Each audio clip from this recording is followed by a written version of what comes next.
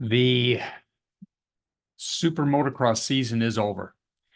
Many of us have watched and enjoyed. I came from a long past history in motocross from the early 1980s as a cycle news reporter, later on to AMA professional competition and manager of that department. But now I watch from afar, and I would like to make a quick comment on Chase Sexton. This is from the perspective of a long career now in academics and as a professor in communication.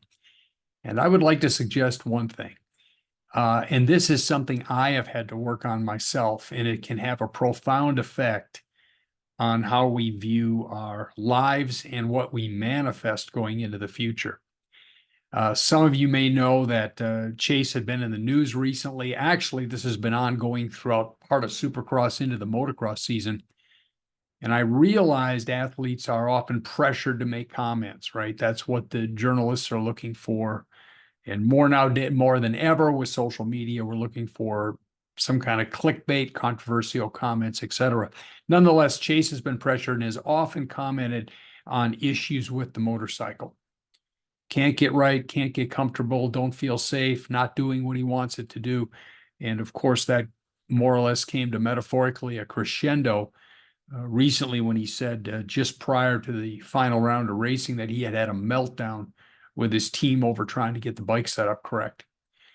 That can all be true. I appreciate that. We now know Chase succumbed to a shoulder injury in the first start of the 450 of First Moto at Las Vegas and was put out of the event. So for that, nothing but compassion. But my only advice or suggestion, and this is something different than we might hear normally about all the pundits talking about what's going on in motocross, is not to verbalize the negative.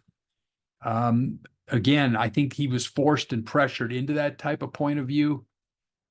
But often when we verbalize the negative, and again, this is something I've personally worked on, I can sometimes spiral down into the same negative attitude and association that accompanies that type of verbalization.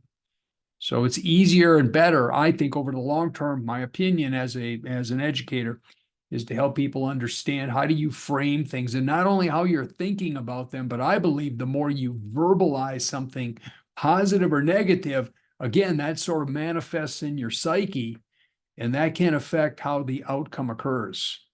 So better, even if that at the moment, you have those indwelling negative thoughts about, in this case, the bike setup and the performance of the motorcycle, to think more about what comes out of your mouth. What do you verbalize? And even if it doesn't seem natural or normal, or maybe even always truthful, to try to frame things in a positive point of view and verbalize it out positively.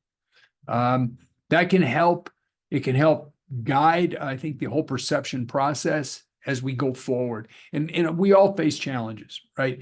And I love racers. I'm compassionate to what they do. I think the risks nowadays are high.